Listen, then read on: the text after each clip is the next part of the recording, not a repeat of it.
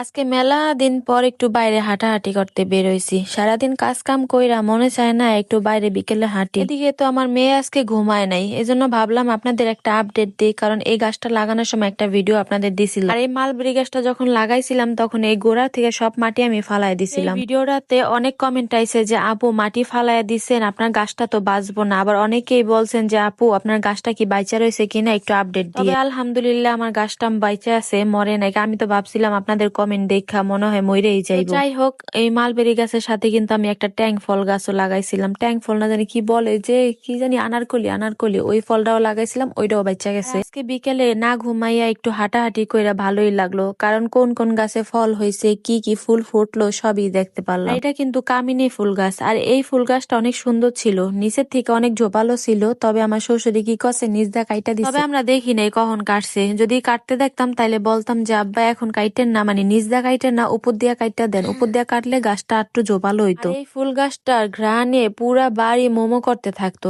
আর এখন তো অল্প অল্প ডাল হয়ে গেছে, এখন অল্প ফুল ফোটে। আগে চারো ছাদ দিয়া ডালগুলা ছিল, ওই যে দেখা যাইতেছে, আর অনেক ফুল ফুটতো, আর পুরা বাড়ি মনে হইতো কি সেন্ট দিয়া বইরা রাখছে। তবে এই গাছটা যখন কাটছে আমার শ্বশুর আব্বাই, তখন আমরা কেউ দেখি নাই। পরে দেখি যে ডাল পালগুলা নিচে পইরা রয়েছে, তখন তো আমরা সবাই আফসোস করতেছি, আব্বা কি লিগা নিচ দিয়া কাইটা দিলেন ডালগুলা, উপর দিয়া কাইটা দিলে গাছটা দেখতে একটু বেশি সুন্দর লাগতো। তো যাই হোক, কাটছে, কি করার আছে। আর এদিকে তো আমাদের কাঁঠাল গাছে মাশাআল্লাহ অনেক ভালোই কাঁঠাল হয়েছে, কিন্তু সবগুলা কাঁঠালে ছোট ছোট। তবে ছোট কাঁঠালে কিন্তু বেশি ভালো লাগে, কারণ একটা কাঁঠাল ভাঙলে যাতে একবারই শেষ হয়ে যায়। বড় বড় কাঁঠাল গুলা ভাঙলে কি ঘরে থাইকা যায়, আর পুরা ঘর গন্ধে বইরা যায়। আর কাঁঠালের ঘ্রাণে কিন্তু মাছিও আসতে থাকে, এজন্য আমার বড় কাঁঠাল একদমই পছন্দ না।